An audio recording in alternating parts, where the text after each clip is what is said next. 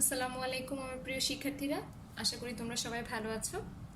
আজকে আমি তোমাদের জন্য আবারও একটি অনলাইন ক্লাস নিয়ে হাজির হলাম এবং আজকের আলোচ্য বিষয়গুলো হচ্ছে গুণিতক এবং গুণনীয়ক এই অধ্যায় থেকে যোগ্যতা ভিত্তিক অঙ্ক। গত দুইটি অনলাইন ক্লাসে আমি গুণিতক এবং গুণনীয়ক এই অধ্যায় থেকে কিছু গুরুত্বপূর্ণ একেবারেই বেসিক কিছু জিনিস তোমাদের সাথে আলোচনা করেছি। সেখান থেকে তোমরা গুণিতক নির্ণয়, গুণনীয়ক নির্ণয়, সাধারণ গুণিতক, সাধারণ গুণনীয়ক, লসাগু গসাগু নির্ণয় এই সকল কিছু শিখতে পেরেছো।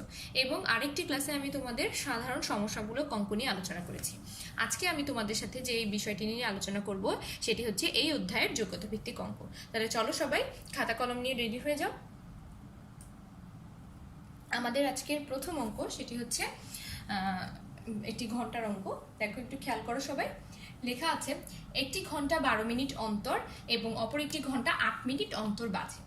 তো তোমরা যারা যোগ্যতা ভিত্তিক অঙ্ক বা কাঠামোগত প্রশ্ন এ পর্যন্ত করেছো, তোমরা তারা সকলেই দেখতে পেয়েছো যে আসলে যোগ্যতা ভিত্তিক অঙ্কটি 2টি বা 3টি বা কখনো কখনো 4টি অংশে বিভক্ত থাকে এবং প্রত্যেকটি অংশেরই আসলে উত্তর করতে হয়। তো আমাদের এখানে 2টি অংশের উত্তর প্রশ্ন করা আছে। আমরা এই 2টি অংশের প্রশ্ন হচ্ছে উত্তর করব। দেখো, লেখা আছে কতক্ষণ পর ঘন্টা 2টি আবার একত্রে বাজবে। তো এখানে যেহেতু লেখা আছে যে 12 মিনিট অন্তর, তোমরা জানো যে এখানে অন্তর বলতে বোঝানো হয়েছে আসলে 12 মিনিট পর পরই প্রথম ঘন্টাটি বাজে এবং 8 মিনিট পর পর হচ্ছে দ্বিতীয় ঘন্টাটি বাজে। আমাদেরকে বের করতে হবে আসলে কতক্ষণ পরে বা কত অল্প সময়ের মধ্যে আসলে ঘন্টা দুটি আসলে একত্রে বাজবে, কারণ ঘন্টা দুটি কিছুক্ষণ পরপরই তো আসলে বাজছে। আর একটু পরপর যেহেতু ঘন্টাগুলো বাজছে, তার মানে কম সময়ের মধ্যে ঘন্টাগুলো বাজছে। আর কম সময় বললে আমরা আসলে কি করব? লসাগু করব। তাহলে আসো আমরা এখান থেকেই প্রশ্ন থেকে উত্তরটা আসলে শুরু করতে পারবো যে ঘন্টা দুটি আবার একত্রে বাজবে 12 এবং 18 এর লসাগু যত তত সময় পরে। তাহলে তোমরা জানো কিভাবে লসাগু নির্ণয় করতে হয়। আমরা প্রথমে গুণিতকগুলো বের করে নিব, আমাদের এই উল্লিখিত সংখ্যাগুলোর, তারপর আমরা সাধারণ গুণিতক বের করে নিব। আর গুণিতক কিভাবে বের করতে হয় সেটাও তোমরা জানো যে আমরা 12 এর নামটা পড়ে পড়ে আমরা হচ্ছে এবং 8 এর নামটা পড়ে আমরা গুণিতকগুলো লিখে নেব। এরপর আমরা সাধারণ গুণিতক বের করে নিব। এখানে আমরা দেখতে পাচ্ছি যে 24 হচ্ছে দুটি সংখ্যার সাধারণ গুণিতক। এছাড়া আছে হচ্ছে আমাদের 48 এবং আরেকটা সংখ্যা আমরা দেখতে পাচ্ছি সেটা হচ্ছে 72। আরো কিছু সংখ্যা আমাদের গুণিতক যদি আমরা লিখতে পারতাম তাহলে হচ্ছে আমাদের সাধারণ গুণিতক আমরা আরো কিছু বের করতে পারতাম। তবে এর থেকে বেশি আসলে আমাদের সাধারণ গুণিতক বের করার দরকার নেই, কারণ আসলে আমরা যেহেতু লসাগু বের করছি, আর লসাগু মানে হচ্ছে সবচেয়ে ছোট যে সাধারণ গুণিতক সেটি। তো আমরা হচ্ছে ইতিমধ্যে আমাদের সবচেয়ে ছোট লঘিষ্ঠ সাধারণ গুণিতকটি পেয়ে গিয়েছি, সেটা হচ্ছে 24। আর আমরা লিখে নিলাম যে নির্ণয় লসাগু হচ্ছে 24। তাহলে ঘন্টাগুলো 24 মিনিট পর পর একত্রে বাজবে এবং অবশ্যই তোমাদেরকে এখানে সাথে উত্তরটুকু লিখে দিতে হবে। এরপরের যে অংশটি সেটা হচ্ছে ঘন্টাগুলো সকাল 9টায় প্রথম একবার একত্রে বাজলে তারা আবার কয়টা একত্রে বাজবে। তো সেখানে আমরা দেখতে পাচ্ছি যে যদি ঘন্টাগুলো মানে প্রথমে আসলে 9টায় বাজে, তার কতক্ষণ পর 24 মিনিট পর হচ্ছে ঘন্টাগুলো আবার একসাথে বাজবে। তাহলে 9টায় প্রথমে যদি বাজে তাহলে 9টা 24 মিনিটে আসলে ঘন্টাটি একত্রে আবার বাজবে। তো সেই লাইনটাই আমরা এখানে লিখে নিলাম। দেখো, যেহেতু ঘন্টাগুলো সকাল 9টায় প্রথমে একবার একত্রে বাজে, যেটা আমরা যে এই লাইন প্রশ্নটা ব্যবহার করে আমরা এই লাইনটা লিখেছি, পরবর্তীতে ঘন্টাগুলো 24 মিনিট পর আবার একত্রে বাজবে, অর্থাৎ ঘন্টাগুলো 9টা 24 মিনিটে আবার একত্রে বাজবে। তাহলে উত্তরটা আমরা লিখে নিলাম এবং আমাদের অঙ্কটি শেষ হয়ে গেল। চলে এলাম আমাদের দ্বিতীয় অঙ্কতে। আচ্ছা, আমরা পড়ে দেখি প্রশ্নটি। 6, 9, 12 তিনটি সংখ্যা। প্রথম সংখ্যাটির 3টি গুণিতক লিখে বড় থেকে ছোট ক্রমে সাজাও। আচ্ছা, তাহলে প্রথম সংখ্যাটি আমরা দেখতে পাচ্ছি, এখানে প্রথম সংখ্যাটি হচ্ছে 6। তাহলে 6 এর 3টি গুণিতক লিখতে হবে এবং সেটা আমাদেরকে বড় থেকে ছোট ক্রমে সাজাতে হবে। তাহলে আমরা একটু 6 এর গুণিতকগুলো একটু মনে মনে বা হচ্ছে একটু রাফে লিখে নিই। 6 একে 6, 6 দুগুণে 12, 3 6 18, 4 6 24, 5 6 30, 6 6 36। আরো অনেকগুলো গুণিতক আমরা ইচ্ছা করলে লিখতে পারি। তা আমাদের যেহেতু 3টি গুণিতক লিখতে বলেছে এবং সেগুলোকে বড় থেকে ছোট ক্রমে সাজাতে বলেছে, তাহলে আমরা যদি এই 3টি গুণিতক নেই এবং এখানে আমরা দেখতে পাচ্ছি যে 18 হচ্ছে আমার সবচেয়ে বড় গুণিতক, তারপর হচ্ছে আমার গুণিতক হচ্ছে 12, তারপরে হচ্ছে আমার ছোট গুণিতক হচ্ছে 6। তাহলে আমি বড় থেকে ছোট ক্রমে সাজিয়ে উত্তরটা লিখে নিলাম। এরপর আমাদেরকে বলেছে তৃতীয় সংখ্যাটির মৌলিক গুণনীয়ক নির্ণয় করো। তো তোমাদের মনে সবারই প্রশ্ন আসছে যে আসলে মৌলিক গুণনীয়ক বলতে আসলে আমরা কি বুঝি। আচ্ছা, আমি তোমাদেরকে এখানে উত্তরটা দিয়ে দিচ্ছি। মৌলিক গুণনীয়ক হচ্ছে যে সকল গুণনীয়ককে শুধুমাত্র এক এবং ওই সংখ্যাটি দ্বারা বিভাজ্য করা যায় তাদেরকে মৌলিক গুণনীয়ক বলা হয়। এখন কথা হচ্ছে বিভাজ্য বলতে কি বুঝো? বিভাজ্য মানে হচ্ছে ভাগ করা। আর কথাটি আসলে বা এই টপিকটির অর্থটা হচ্ছে, যেমন আমাদের এখানে কিছু সংখ্যা আমি লিখেছি, দেখো 2, 3, 5, 7, 11, 13, 17, 19। এই ধরনের সংখ্যাগুলোকে যদি আমরা এক অথবা এই উক্ত সংখ্যাটি দিয়ে, মানে 2কে যদি আমরা 2 দিয়ে ভাগ করি, বা 3কে যদি আমরা 1 এবং 3 দিয়ে ভাগ করি, 5কে এবং যদি আমরা 1 এবং 5 দিয়ে ভাগ করি, এছাড়া আসলে আমরা অন্য কোনো সংখ্যা দিয়ে ভাগ করতে পারবো না। এই ধরনের সংখ্যাগুলোকে আসলে বলা হয় মৌলিক গুণনীয়ক। আর মৌলিক গুণনীয়কের গুণনীয়ক সংখ্যা 2টি, কারণ হচ্ছে সংখ্যাটি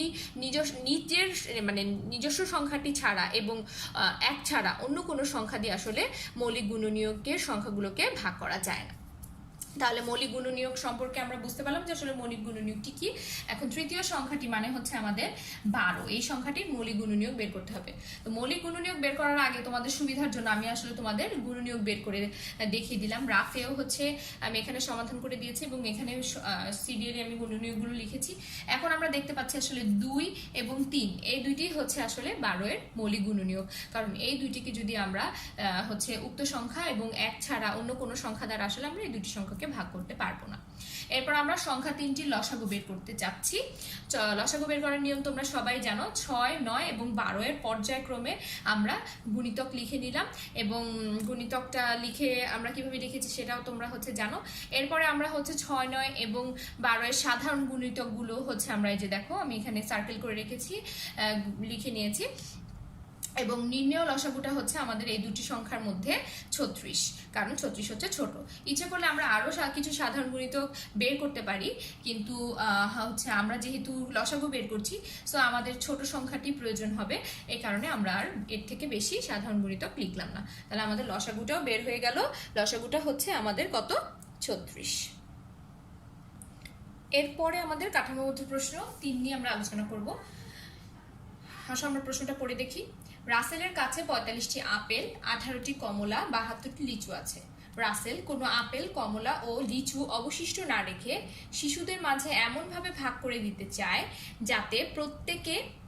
যাতে প্রত্যেক শিশু সমান সংখ্যক আপেল, কমলা ও লিচু পায়। 72-এর গুণনীয়কগুলো লেখো। তাহলে 72-এর গুণনীয়কগুলো আমরা কিভাবে বের করেছি একটু খেয়াল করো তোমরা।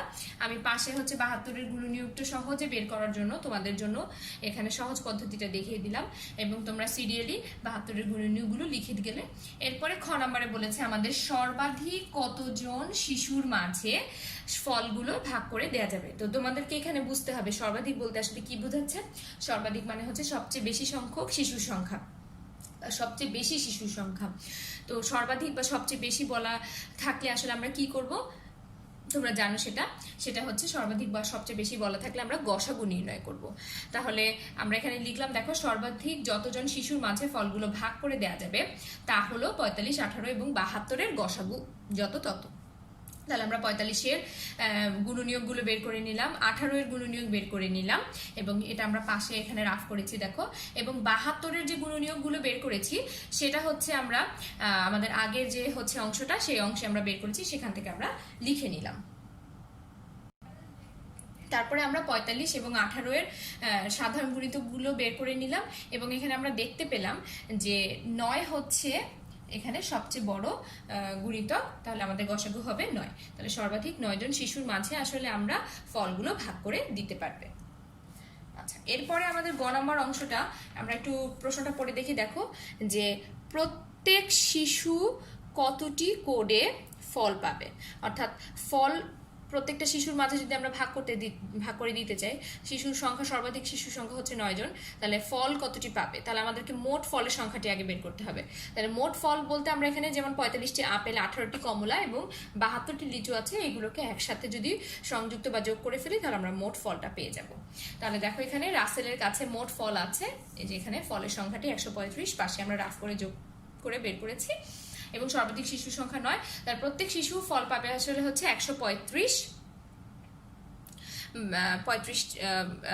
মোট 135 এবং ভাগ করবো আমরা হচ্ছে 9 দিয়ে। তাহলে দেখো 9 দিয়ে আমরা হচ্ছে 135কে প্রথমে ভাগ করলাম, যেহেতু 9 একটা মানে একক সংখ্যা, তা আমরা যদি হচ্ছে 1 নিতে যাই তাহলে সেক্ষেত্রে আমাদের হচ্ছে আমরা ভাগ করতে পারবো না, এই জন্য আমাদেরকে 13 নিতে হবে।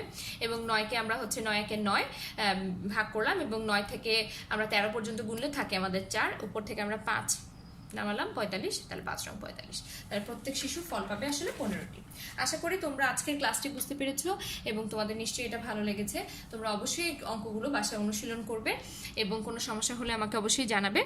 পরবর্তী ক্লাসে আমি তোমাদেরকে এই অধ্যায়ের বাকি কিছু সৃজনশীল অঙ্ক বা কাঠামোবদ্ধ অঙ্ক করাবো। ততক্ষণ পর্যন্ত তোমরা সবাই ভালো থাকো এবং নিরাপদে থাকো। আল্লাহ হাফেজ।